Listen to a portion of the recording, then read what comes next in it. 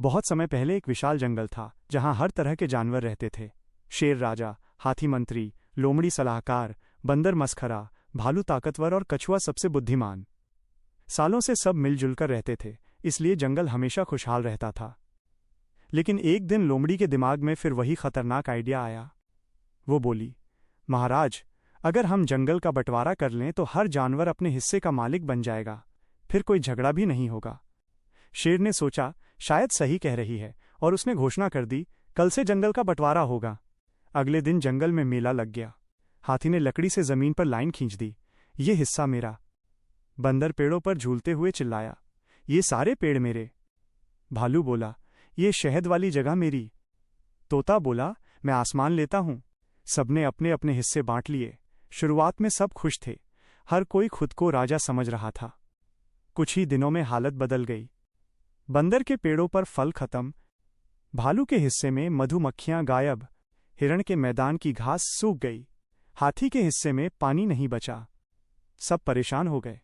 तभी अचानक धरती कांपी, धड़ाम धड़ाम।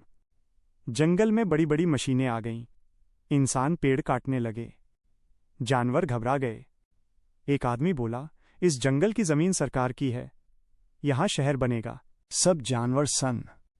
बंदर चिल्लाया, अरे, हम तो आपस में जंगल बांट रहे थे और असली मालिक कोई और निकला।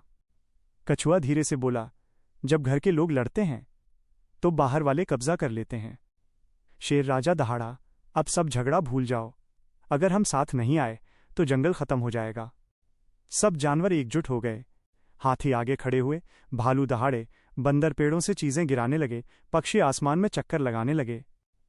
इतनी बड़ी एकता देखकर इंसान डर गए, ये जंगल तो बहुत खतरनाक है, और भाग गए। जंगल बच गया।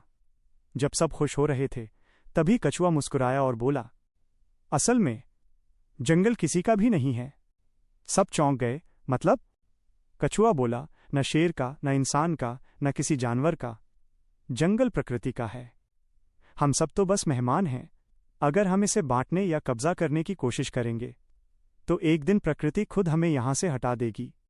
सब जानवर चुप हो गए। उन्हें समझ आ गया, सबसे बड़ा मालिक कोई नहीं, सब बराबर हैं। उस दिन के बाद किसी ने जंगल बांटने की बात नहीं की। सब मिलकर जंगल की रक्षा करने लगे, क्योंकि अब उन्हें असली सच पता चल चुका था। जंगल पर न जानवरों का हक था, न इंसानों का। जंगल खुद प्रकृति का था और सब सिर्फ उसके मेहमान थे। जब हम मालिक बनने की जगह रक्षक बन जाते हैं तभी दुनिया सुरक्षित रहती है। इस कहानी का संदेश बहुत गहरा है कि एकता में ही शक्ति है और हम प्रकृति के स्वामी नहीं, संरक्षक हैं।